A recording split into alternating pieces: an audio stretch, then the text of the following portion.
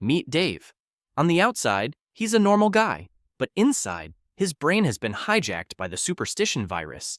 It whispers lies into his thoughts, turning everyday objects into symbols of good or bad luck. A simple ladder becomes a terrifying monster. A crack on the sidewalk is a portal to doom. The virus convinces him that his choices don't matter. Only random chance does. It offers him an easy escape, the magic button. Don't think, just press, it says. Let luck decide. Every time he avoids a decision and chooses magic, the virus grows stronger, and his own critical thinking muscle gets weaker, until he's no longer the one in control. This is your comfort zone. It's a small, rusty, old gear. It doesn't work well, it's slow, and it squeaks. But it's familiar. Your brain loves the familiar. But one day, a new way appears, a new idea. It's a bigger, more powerful, and efficient gear.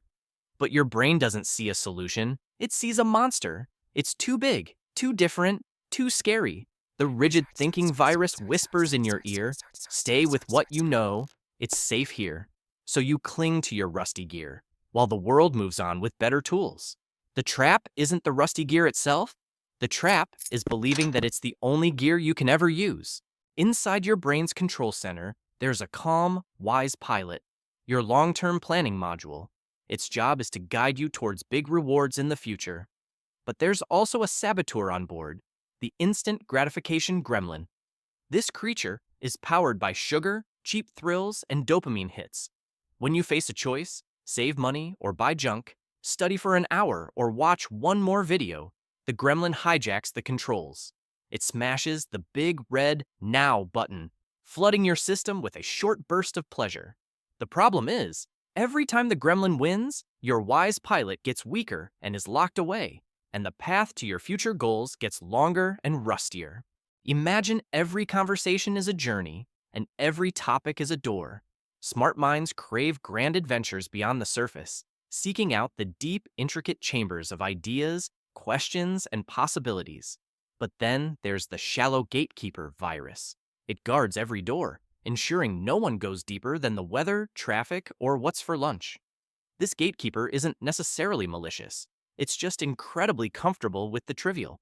It believes that endless small talk is a sign of being social, when in reality, it's building a huge, invisible wall around your mind. It keeps out complex thoughts, challenging questions, and the rich connections that truly fuel intellectual growth. Behold the landscape of knowledge, a vast and mountainous world. The truly wise are humble. They know they've only explored a tiny fraction of it.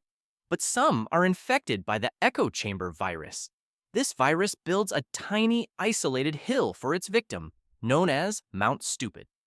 From this low peak, the world looks incredibly simple, and they cannot see the vast valleys of nuance below. They genuinely mistake their little hill for the tallest mountain in existence. And so, they shout their wrong opinions with the force of a hurricane. Their confidence is not a sign of knowledge, it is merely a symptom of their limited view.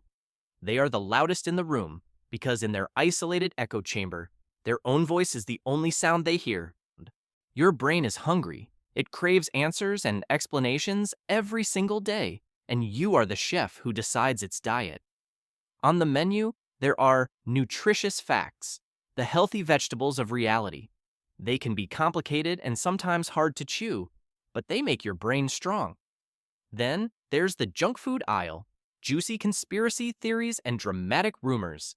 They are served instantly, glowing with artificial flavors, and are incredibly addictive. The lazy brain virus pushes you to always choose this easy meal. It gives you a short, intense sugar rush of feeling in the know. But a brain fed only on this junk food becomes mentally obese. It gets slow, paranoid, and completely loses its taste for the truth. Eventually, it can't even tell the difference between a healthy fact and a delicious lie. Your mind is a fortress, built to protect what you believe. When a new idea appears, it is a messenger arriving at your gates. A truly intelligent mind acts like a wise gatekeeper. It cautiously lowers the drawbridge, inspects the new message, and actually listens before making a judgment. But a mind infected with the instant rejection virus is a fortress in a state of permanent fear. It views every new idea not as a potential ally, but as an invading army. Before the messenger can even say, "Hello," the archers of assumption are ordered to fire.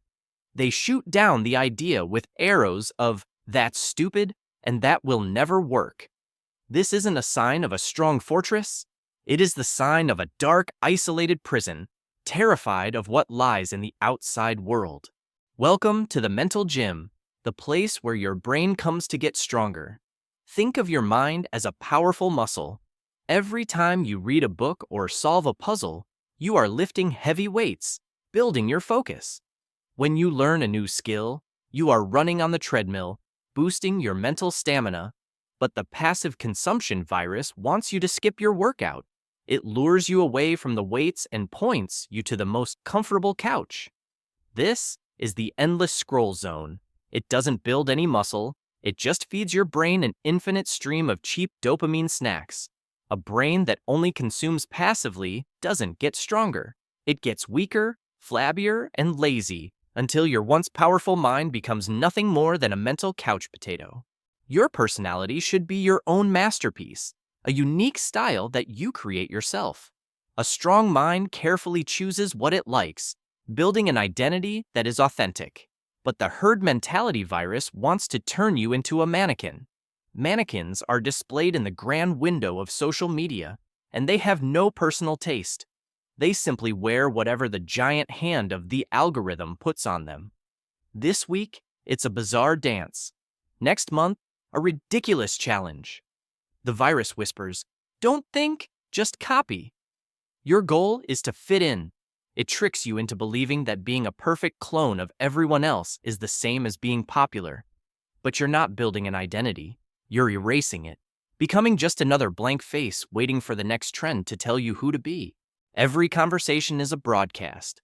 A smart mind is a finely tuned radio receiver. It patiently adjusts its frequency to lock onto the speaker's signal, processing the entire message to learn something new. It understands that listening is how you download valuable data. But a brain infected with the broadcast hog virus is a cheap, broken receiver. Its only goal is not to receive, but to transmit.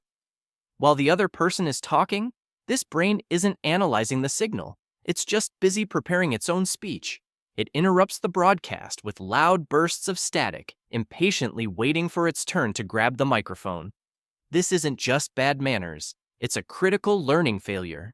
A mind that is always broadcasting can never receive, leaving it trapped forever with its own outdated files.